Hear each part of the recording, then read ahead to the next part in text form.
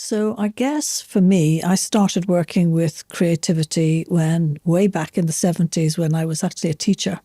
And I had a project working with youngsters who were non-school attenders as a counsellor. And I couldn't get them to talk to me. So what I discovered was if I actually asked them to draw something, and they would get so absorbed in the drawing that when I started talking to them and asking them questions, they would just answer me without even looking at me, but carrying on drawing. And when I started working in business as a business executive coach, I always brought metaphor and imagery into the work that I did with people to try and get them away from what was going on inside their head to actually discover what else was really going on for them. So I've always used creativity as whatever work I've been doing, basically. And yeah, and I think for me, I've always had a creative streak going throughout all my life. And the thing that excited me about working creatively with people was to see the real shift that happens when, as we would say, people start to get something out on the table in front of them, be that imagery or be that creating something, on a flip chart or something else, like we've both worked in business with business people in this way. And I just found it so engaging for people. They really get into a different place, different mindset, where they can really start to uncover what's going on for them or their team. And it really is transformational. Yeah. And as you're talking, I remember our first workshops. We used to run them by the river, on the River Thames down in Berkshire. Yeah, we did, yeah. And we had people coming from all over England and abroad to attend our 3-day workshops. And that really started to embed it for me that there was something really important in creativity. And we had so many things that we brought to those tables. There was paints, there was pastels, there was sequins and feathers and twigs and leaves that we picked up from outside, all sorts of things that people could actually create something that actually described for them the issue that they were working with. And I think that was what became really interesting for me, that it didn't matter what the issue was, they were able to find something and some way of representing that in a metaphorical image in front of them. So and I think that's the wonderful part of it. It's when somebody starts to get locked into their own language and their use of metaphor, and then to ask them to can you create that? I'm stuck or I'm blocked or, I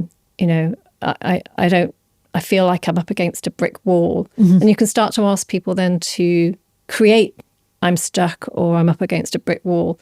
And once that representation is out on the piece of paper in front of them, then that's when the magic really happens, isn't it? Yeah. And in those workshops, we had people who are HR managers, we had psychologists, we had counsellors, we had coaches, we had people coming for their own personal development. Yeah. So it worked for everybody. Yeah, and just some people who wanted to be creative without realising the impact that it was going to have on them, because within that metaphorical image, then when you start unpacking it, although, you talk about the brick wall, then everybody has their own image of a brick wall. Is it pink bricks? Is it gratin bricks? Are they thick bricks? Are they small bricks? Are all the bricks the same size? And once the person creates that image, it will be individual to them, and it won't be anything like anybody else would have created for that image. So it begins to help them to recognize that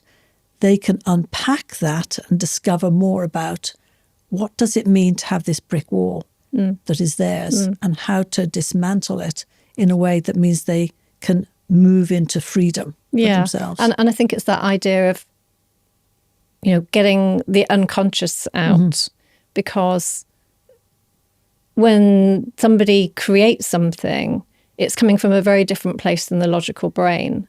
When the logical brain's at work, typically that's when we just hear the same story going around. Not only is the client also bored with their own story and repetition rattling around in their own brain, but we as practitioners start to hear the same story over and over again.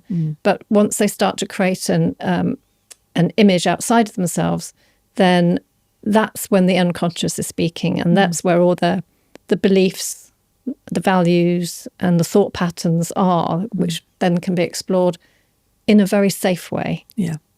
Because there's that little bit of separation between them and the thoughts. Yeah. And I think the reason it's so safe is because it's outside of themselves and they're not enmeshed in the emotion of whatever it is that's going on. And originally we started working purely with emotions, anger and grief and sadness. And we got people to really express themselves in that way. But what we now do is those emotions are really in the image, so the person can feel that they are not dragged into getting so emotional so they can't actually work through the issue. Because when you're in the midst of an emotion, then you're stuck in the emotion. You have to wait until the emotion has subsided so that you can then start working with what's really going on underneath. And I think that's part of the magic of what we're doing, is helping people to be able to disconnect from the image and the emotion so that they can find a solution that takes them forward.